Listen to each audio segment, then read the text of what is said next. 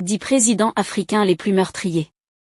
L'Afrique a toujours été vue par les grandes puissances comme un champ de bataille à cause de l'ensemble de ses ressources naturelles, mais aussi à cause du fait que les Africains sont parfois considérés comme les êtres de peu de valeur. À côté des assassinats prémédités de certains de ses présidents, des génocides comme c'était le cas au Rwanda, l'Afrique a connu des présidents que l'on peut considérer de monstres au regard des actes de barbarie qu'ils ont causés pendant qu'il était au pouvoir.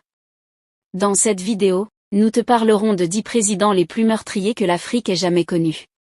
Accroche-toi, car il y a des présidents en exercice que tu n'imagines même pas, qui ont assassiné tellement de personnes. Nous te dévoilons tout dans cette vidéo, mais avant, n'oublie pas de t'abonner et à cliquer sur la cloche de notification pour ne pas rater nos prochaines vidéos. Numéro 1. Mengistu El Mariam avec à son actif 1,5 million de décès. En tant que président de l'Éthiopie et colonel du Derg, milice communiste, Mengistu avait systématiquement tué tous ceux qui étaient contre lui. Mengistu El Mariam, né le 21 mai 1937 à Woleta en Éthiopie, est un officier éthiopien, lieutenant-colonel, chef de l'État de 1977 à 1991, qualifié de dictateur sanguinaire. Il est à la tête du Derg à partir de juillet 1974. Cette junte militaire prend le pouvoir durant la révolution éthiopienne de 1974 et abolit le système féodal. Elle conserve le pouvoir en réprimant ses oppositions. Après l'instauration d'une démocratie populaire, Mengistu devient chef de l'État. Après la défaite de l'armée éthiopienne devant le Front démocratique révolutionnaire du peuple éthiopien en mai 1991, Mengistu se réfugie au Zimbabwe, sous la protection de Robert Mugabe. Il est condamné pour génocide, par contumace à la réclusion à perpétuité, puis, en appel il est mort le 26 mai 2008. Numéro 2. Yakubu Gowon était un dévastateur avec à son actif 1,1 million de décès. Le général Yakubu Gowon, né le 19 octobre 1934, est un homme d'État nigérian. Il a été chef d'État du Nigeria entre 1966 et 1975. Il obtint le pouvoir par un coup d'État en 1966, mais fut destitué par celui de Murtala Mohamed 9 ans plus tard. Cette période fut marquée par la guerre du Biafra, qui tua plus de 100 000 soldats et plus d'1 million de civils. Numéro 3. Idi Amin a causé entre 250 000 à 300 000 décès. Le troisième président de l'Ouganda est responsable d'environ 250 000 décès qui ont été le résultat de son régime de terreur marqué par la torture, les exécutions extrajudiciaires, la corruption et la persécution ethnique. Il détenait le pouvoir de 1972 à 1979. Il a trouvé refuge en Libye, puis en Arabie Saoudite où il mourut en 2003. Numéro 4. Sani Abacha avec à son actif 100 000 à 200 000 décès. Sani Abacha, né le 20 septembre 1943 à Kano et mort le 8 juin 1998 à Abuja, est un général et homme d'État nigérian. Il a été à la tête de la dictature militaire de son pays de 1993 à 1998. En novembre 1993, Abacha se proclame chef de l'État, supprime toutes les institutions démocratiques et remplace de nombreux fonctionnaires civils par des chefs militaires. Il nomme un conseil de gouvernement provisoire constitué essentiellement de généraux et de fonctionnaires de police, qui doit superviser un conseil exécutif fédéral, constitué de civils en vue. Numéro 5. Ahmed Sékou Touré a posé des actes entraînant 100 000 à 150 000 décès. Ahmed Sékou Touré, né le 9 janvier 1922 à Farana et mort le 26 mars 1984 à Cleveland, est le premier président de la République de Guinée, en poste depuis l'indépendance obtenue de la France en 1958 jusqu'en 1984. Issu de la lignée d'Almami Samori, ce dernier avait longtemps combattu contre la colonisation de la Guinée. Touré n'a qu'une idée en tête, se débarrasser complètement de la France. En 1960, il déclara son Parti démocratique de la Guinée, PDG, d'être le seul parti légal dans l'État et jugé dès lors comme un dictateur virtuel. Il a été nominalement réélu à des nombreux mandats de 7 ans, mais la Guinée n'avait pas d'autre parti politique. Il avait emprisonné, tué ou exilé tous les plus forts leaders de l'opposition. Selon Amnesty International, quelques 50 000 personnes auraient été assassinées sous le régime de Touré, de 1958 à 1984.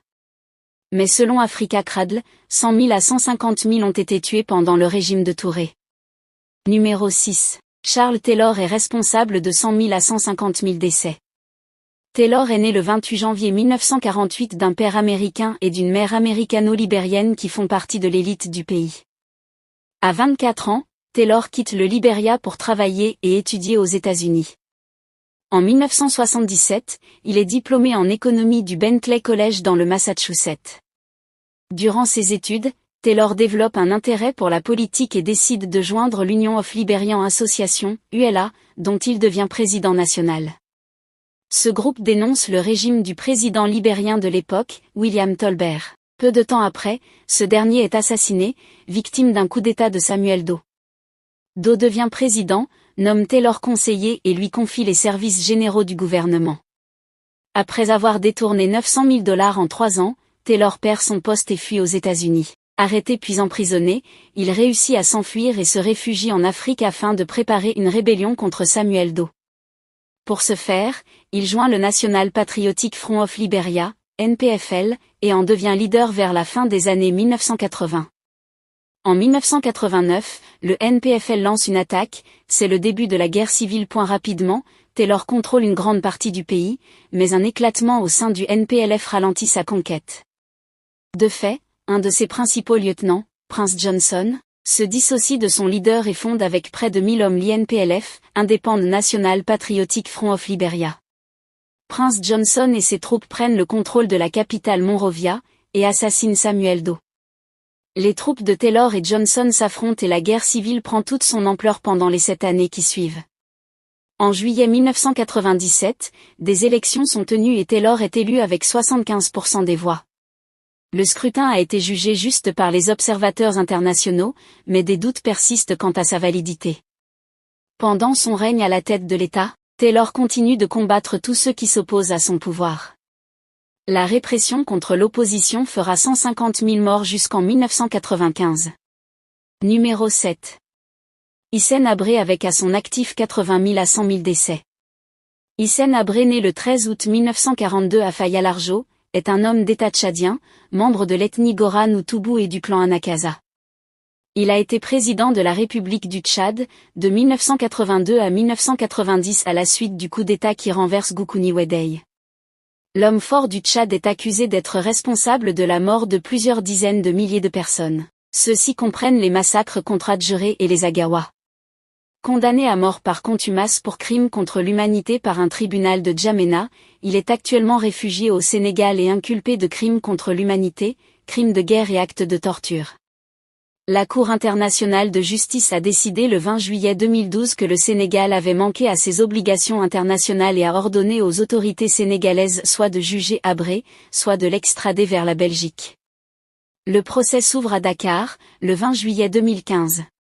Numéro 8. Massius Nguema est responsable de 50 000 à 70 000 décès. Francisco Macias Nguema, qui africanisa son nom en 1976 en Masi Nguema Biogo Ngendang, est un homme politique équato-guinéen, né à Nsegayon le 1er janvier 1924 à Rio Muni, est mort à Malabo le 29 septembre 1979. En 1972, il se proclame président à vie, Premier ministre, ministre de la Justice et des Finances. Les 11 ans de dictature de Macias Nguema sont souvent comparés à la présidence d'Idi Amin Dada en Ouganda, ou à celle de Bokassa en Centrafrique. La mémoire de cette période de violence et de souffrance pour la majorité du peuple équato-guinéen est encore vive aujourd'hui.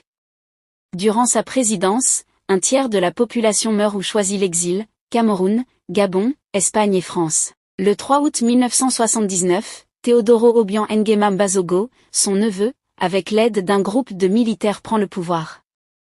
Macias fuit et s'enferme dans un bunker où il détruit les réserves de change du pays. La monnaie de l'époque était l'Equel Biquel, indexée sur la peseta espagnole. Le pays subira alors une crise monétaire grave. Arrêté, le dictateur est jugé par un tribunal militaire et reconnu coupable de génocide, 50 000 morts et 150 000 réfugiés. Numéro 9. Mobutu Sese Seko Kuku Bendu Wazeda Banga est à l'origine de la mort de 40 000 à 70 000 personnes. Mobutu Sese Seko Kuku Ngbendu Wazeda Banga, né Joseph Désiré Mobutu, né vers le 14 octobre 1930 à Lisala au Congo belge, décédé d'un cancer le 7 septembre 1997 à Rabat au Maroc, est un homme politique, militaire et dictateur qui préside la Deuxième République démocratique du Congo de 1965 à 1971, puis exerce un régime autocratique au cours duquel le pays est rebaptisé Zaïre de 1971 à 1997. En juillet 1960, il devient secrétaire d'État du gouvernement indépendant de Patrice Lumumba. Il profite du désaccord entre les différents hommes politiques et du fait d'être l'un des seuls lumumbistes à avoir une quelconque expérience militaire pour évoluer très rapidement dans la hiérarchie militaire. C'est ainsi en tant que chef d'état-major, et sous l'influence de l'ambassadeur de Belgique, qu'il fait arrêter et assigner à résidence Lumumba en 1960.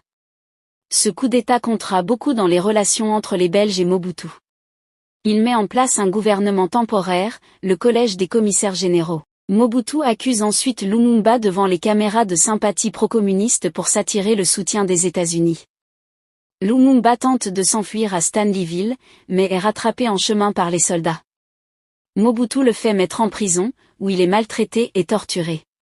Il est ensuite envoyé au Katanga de Moïse Tshombe, où il est assassiné le 17 janvier 1961. Le 2 juin 1966, la population a pu mesurer toute la détermination de Mobutu qui fit pendre sur la place publique 4 anciens ministres accusés à tort de complot, Alexandre Mamba, Jérôme Anani, Emmanuel Bamba ainsi que l'ancien Premier ministre Évariste Kimba. Ce jour-là, la population a cessé d'acclamer Mobutu, tout le monde a eu peur. Son deuxième coup d'État n'était passé que de 6 mois. En 1969, il fait écraser une révolte estudiantine. Les cadavres des étudiants abattus sont jetés dans des fosses communes et 12 étudiants sont condamnés à mort. L'université est fermée pendant 1 an et ses 2000 étudiants enrôlés dans l'armée où, selon la télévision nationale, ils apprennent à obéir et à fermer leur gueule. Il instaure un régime autoritaire à parti unique, le mouvement populaire de la Révolution, et en devient le maréchal président en 1982. Il mène une guerre sans merci et tue ses opposants. D'où son nouveau nom Mobutu Sese Seko Kuku Ngbendu Wazeda Banga, qui signifie « Mobutu le guerrier qui va de victoire en victoire sans que personne ne puisse l'arrêter ». Numéro 10. Paul Biya avec à son actif 20 000 à 30 000 décès. Paul Biya est né le 13 février 1933 à Womeka au Cameroun, sous le nom de Paul Barthélemy Biya Abimvondo. Il est le second président de la République du Cameroun et est en fonction depuis le 6 novembre 1982. Il a été associé à de nombreux enlèvements, de la corruption et de meurtres de personnes qui lui opposent. Il faut noter qu'avec ce classement, plusieurs présidents africains ayant commis aussi des actes désastreux ne figurent pas sur cette liste. Merci d'avoir regardé cette vidéo jusqu'à la fin.